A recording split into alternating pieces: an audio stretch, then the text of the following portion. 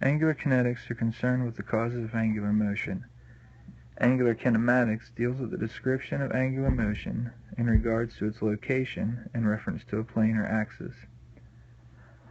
The anatomical position is while standing erect, facing forward, with feet aligned parallel to each other, toes forward, arms and hands hanging straight below the shoulders at the sides with the fingers extended and palms facing forward.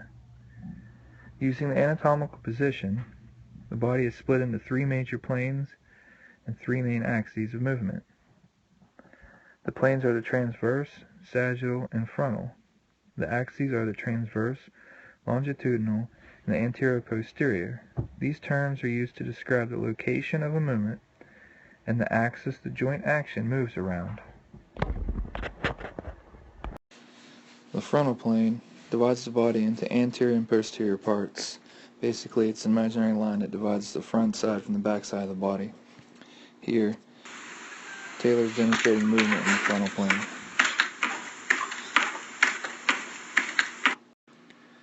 The longitudinal axis runs the length of the body from superior to inferior. Here, Taylor demonstrates a movement rotating on the longitudinal axis.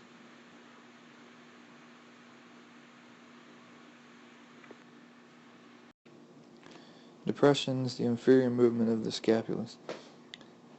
Here, Taylor demonstrates the movements of the scapula. First, he elevates, followed by the movement of depression.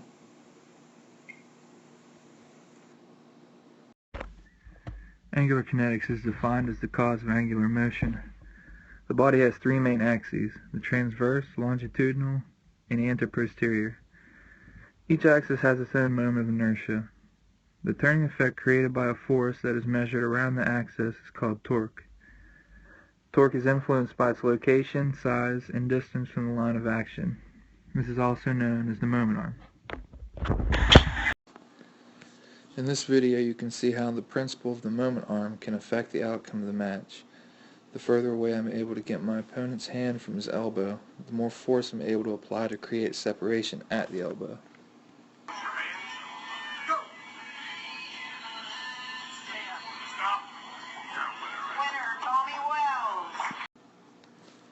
The moment of inertia is the distance from the mass to the axis of rotation. In the video, the mass would be my hand and my opponent's, and the axes would be his elbow and wrist. Radius of gyration is the object's mass distribution about the axis of rotation. It affects the moment of inertia, which is mass times the radius of gyration. In a fluid medium like water, the moment of inertia would be increased due to the drag on the object away from the axis. Watching the video again, this time I look at how I apply torque at different axes. At the wrist, I increase torque out towards his fingers away from the axis to create a larger moment of inertia. This makes it easier to rotate his hand out, pulling him out of his power. I use the same principle on opening up his arm at the axis of the elbow.